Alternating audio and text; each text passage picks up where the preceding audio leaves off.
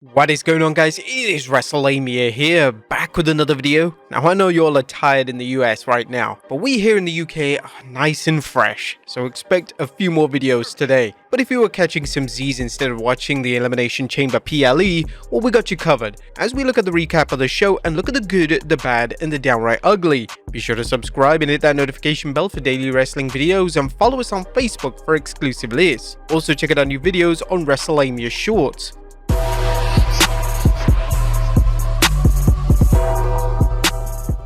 Now we started with the kickoff show, as there was actually a match on the show, as WWE Women's Tag Team Champions, the Kabuki Warriors of Asuka and Kairi Sane, took on Indy Hartwell and Candice LeRae. Indy Hartwell gets her hero's welcome and the challengers provide a fight, but the champions are too much, with Kairi Sane finishing Candice LeRae with the insane elbow as the Kabuki Warriors retain the Women's Tag Team Championship. And now we move on to the main show, as a Women's Elimination Chamber match kicks off the show, as a winner earns a Women's World Championship match at Wrestlemania 40, as Becky Lynch, Bianca Belair, Liv Morgan, Tiffany Stratton, Naomi, and Raquel Rodriguez all do battle in the chamber. Then Naomi and Becky Lynch start the match, as Tiffany Stratton enters the chamber followed by Liv Morgan. Bianca Belair is next, followed by Raquel Rodriguez, and Bianca Belair enters last. The match comes down to the three babyfaces, but no one is holding back, and things get incredibly brutal at times. Things end quickly as Liv Morgan steals a pin on Belair, but Lynch follows up immediately with a manhandle slam, pinning Morgan for a win, and now going on to WrestleMania to fight whoever wins between Nia Jax and Rhea Ripley. For a quick breakdown, the first elimination was Tiffany Stratton pinning Naomi, second was Liv Morgan pinning Tiffany Stratton to booze, third was Bianca Belair pins Raquel Rodriguez, fourth Liv Morgan pins Bianca Belair, Becky Lynch pins Liv Morgan. Next up is the Undisputed Tag Team Championship match, as the Judgment Day of Finn Balor and Damian Priest with Dominic Mysterio take on the New Catch Republic of Pete Dunne and Tyler Bate. The New Catch Republic start off strong, throwing Dominic out and attacking the champions before the bell. However, the challengers find it's a handicap match thanks to Dominic's presence at ringside, who gets incredibly booed. The challengers come close, but Dominic's interference thwarts them until the referee finally sends Dirty Dom right to the back. The momentum shifts towards the challengers, but clever tag work by the champs leads to a win after Balor hits the coup de grace on Bate, as the Judgment Day retain the Undisputed Tag Team Championship. Next up is the Grayson Waller effect, as Austin Theory warms up the crowd by insulting Vegemite and claiming he had an Australian meal, a bloomin' onion, at Outback Steakhouse. Grayson gets a warm welcome after enjoying a beverage out of a shoe with an MMA fighter at ringside. Can you believe that this guy was actually a high school history teacher before this? Seth Rollins, who looks like he's stolen Velveteen Dream's glasses, tells Grayson Waller he has a secret to reveal.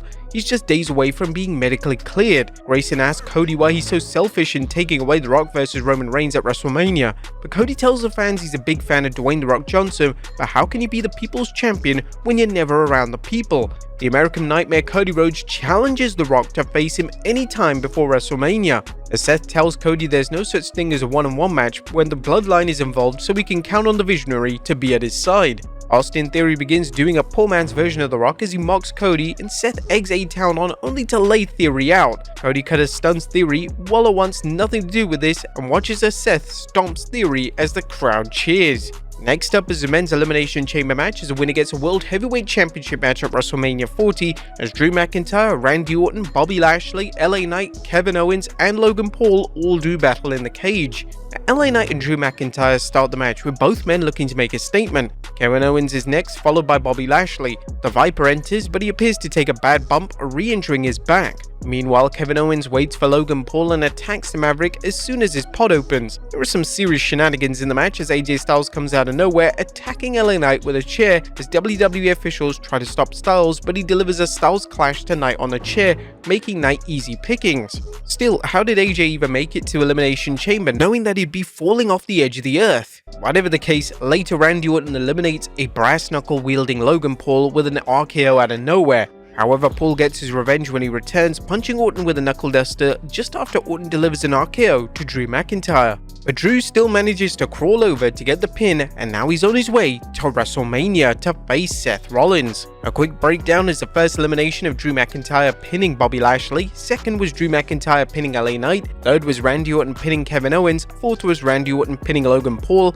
and the fifth was Drew McIntyre pinning Randy Orton to win the chamber match. And finally, it's time for the main event as a Women's World Championship match as champion Rhea Ripley takes on Nia Jax. And Nia Jax brings her A-game and uses a weight and power advantage to punish the champion. Jax also shows a rarely seen side as she uses submission wrestling to keep the Eradicator off her game. Nia tries everything she can, including planting Rhea through the announce table. However, Rhea won't quit, kicking out a pinfall after pinfall, frustrating Jax and giving the champion time to hit a superplex and riptide for the win as Rhea Ripley retains the Women's World Championship in front of a hometown crowd as Elimination Chamber closes out. But that was a quick recap. What about the good, the bad, and the downright ugly? As always, we start off with the good as a strong kickoff match. Is the WWE reviving the concept of having a match on its kickoff show? Well, that remains to be seen, but today's Kabuki Warriors vs Indy Hartwell and Candice LeRae match was a strong start to Elimination Chamber, with fans getting to see local favourite Indy Hartwell and an exciting match.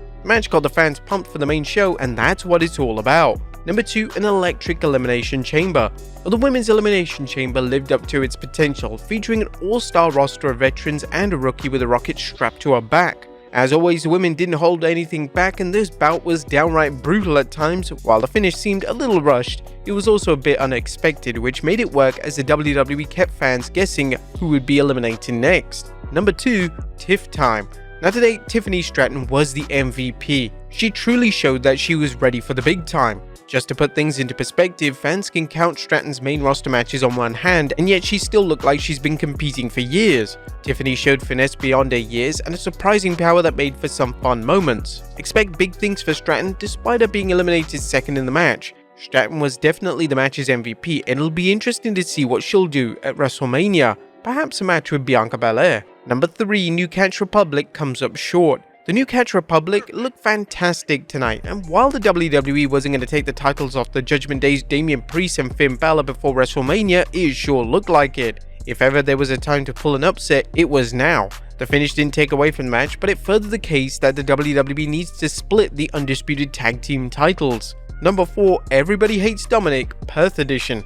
Elimination Chamber should dispel all doubts about the rumor that WWE pipes in boos when Dominic Mysterio gets on the microphone.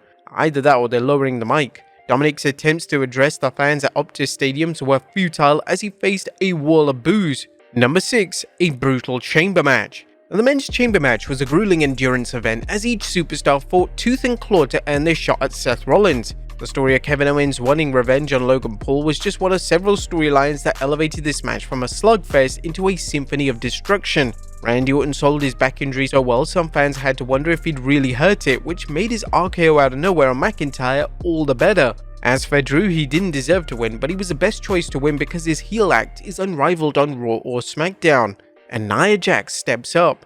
Now normally we do put Nia in the bad, but this isn't the case here. She put in a solid performance that made for a surprisingly entertaining main event. Jax had lots of help as Rhea Ripley did something she rarely does by playing the underdog. She was good for both wrestlers as it gave fans a change of pace and it allowed Ripley to work as a babyface in her hometown while looking vulnerable. Ripley got an above average match out of someone not known for having average matches, but Jax deserves some credit and hopefully she'll start showing the same drive in future matches. If so, her career could see a big resurgence. That was good. What about the bad? Is number 1 a pointless Grayson Waller effect? The Grayson Waller effect was a bit of a disappointment, not because of Waller's work, but because the storyline WWE presented. Unsurprisingly, the fans couldn't get enough of Grayson. While he healed things up a bit, he also played to the crowd. This segment should have been big, as Cody Rhodes and Seth Rollins now had a chance to challenge The Rock and Roman Reigns to a match. Instead, Cody challenged The Rock to a match before WrestleMania, with Rollins letting Cody know he has his back.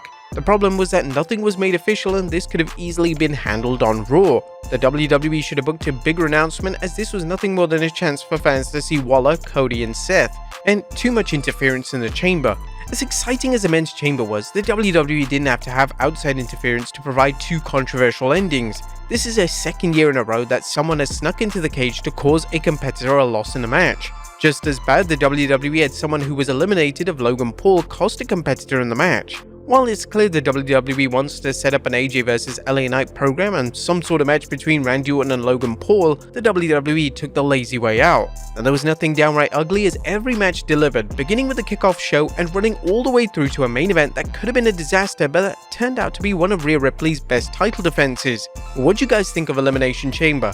Did you manage to watch it? Let us know in the comments down below, and I'll see you next time with some more wrestling content.